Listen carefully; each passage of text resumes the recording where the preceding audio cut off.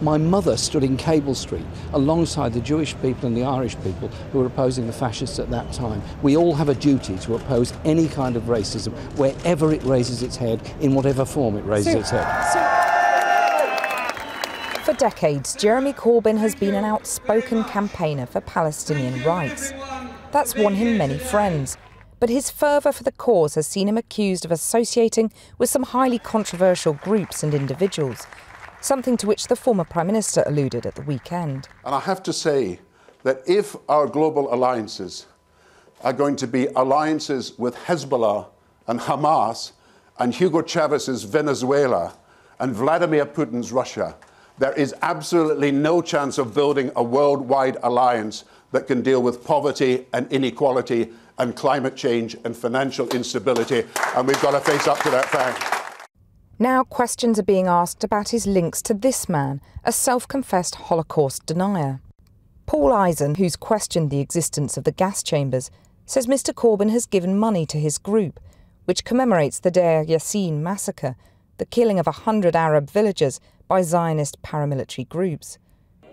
Mr Corbyn's office has denied any dealings with Mr Eisen, but the Labour leadership contender hasn't commented personally. At this Jewish cultural centre in North London, where Mr Corbyn spoke at a hustings last month, there's a lot of concern about his views. He's made it known that he's a friend of Hamas, and which is quite seriously worrying. Labour will become unelectable. I just don't give much stake to it. I think there's a smear campaign. I genuinely believe he's wholeheartedly anti-racist. He's got some very strange views. I think he's in bed with a few people, like maybe people that are anti-Semitic. The editor of the Jewish Chronicle says Mr Corbyn must answer these concerns.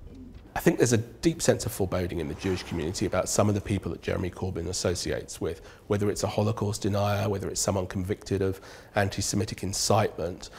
I'm not accusing him of being an anti-Semite. What we want to know is answers to the questions. Why have you associated with some of these people? Questions too about whether he's done enough to rein in the vitriol of his supporters on social media.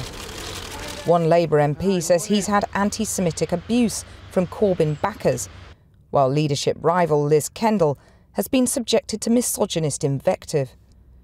Mr Corbyn's office has urged his fans to follow his own positive example. There have been quite a few allegations about your links to individuals and groups of various descriptions. Have you ever donated to a group run by the Holocaust denier Paul Eisen? I have no contact whatsoever now with Paul Eisen and Deir Yassin Remembered. I did attend a number of events concerning Deir Yassin Remembered some years ago, I think 2 or 3 of them. The only donation, if I made any, would have been in a collecting bucket going around the room. That would be all. Deir Yassin was a village that was destroyed on the establishment of the State of Israel, and the villagers remember that very much. And I think it's reasonable that we should remember all those people, whatever side, who've suffered in the Middle East, if we're to bring about a peace process in the long term. But the Deir Yassin Remembered group is run by a Holocaust denier, and he has a slightly different memory of your involvement. He says, one evening 15 years ago, I cycled over to see you. I was just beginning to establish Deir Yassin Remembered in the UK, and I wanted him to join. I'd hardly begun my feverishly rehearsed pitch before his chequebook was on the table. I have no recollection of any chequebook on the table. 15 years ago, he was certainly not a Holocaust denier. Had he been a Holocaust denier or stated he was, I'd have had absolutely nothing to do with him. I was, however, moved by the plight of people that had lost their village in Deir Yassin. Obviously, Holocaust denial is vile and wrong. The Holocaust was the most vile part of our history.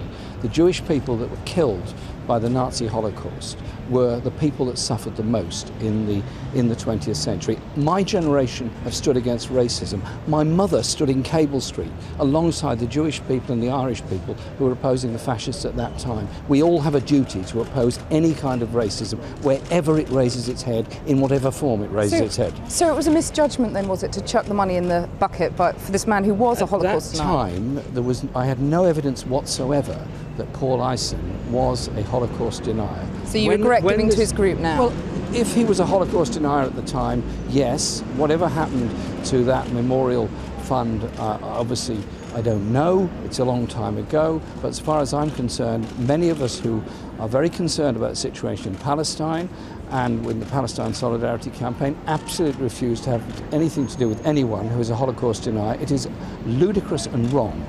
So you regret also, I assume, describing Raed Salah as a very honoured citizen, given that he was convicted of the anti-Semitic slander that Jews use the blood of children to make their bread. Raed Salah is an Israeli citizen and travelled to this country from Israel in a perfectly open way. The Israeli government made no steps to stop him.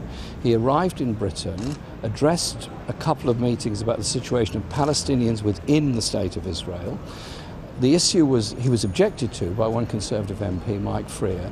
2 days later, the Home Secretary then issued an order for his detention. He was indeed detained. He challenged that and was released by a British court and then returned to Israel. I did meet him under house arrest. We had quite a long conversation about multi-faith objectives, about the rise of Islamophobia and anti-Semitism, and I made my views very clear. He did not at any stage utter any anti-Semitic remarks to me whatsoever during that conversation. But he's been convicted of the blood libel that Jews use the blood of children to make their bread, and you've described him as an honoured citizen. Had he been convicted, then I'm surprised that at that time, I'm surprised the Israeli government allowed him to travel. But he had been convicted, Yes. And you described him as an honoured citizen. I was unaware of that at the time. Another misjudgment? Or No, I'm sorry, you're putting an awful lot of words into my mouth about misjudgments. My point is that any form of racism in any situation is absolutely wrong. We're all agreed on that. The need to talk to people is absolutely right if you're to bring about a peace process. Raed Salah was allowed to travel by the Israeli government, and so if they had concerns, presumably they'd have stopped him travelling. They stopped plenty of other people travelling, and he went back, and he's now in Israel. Jeremy Corbyn, thank you very much for joining me. Thank you very much.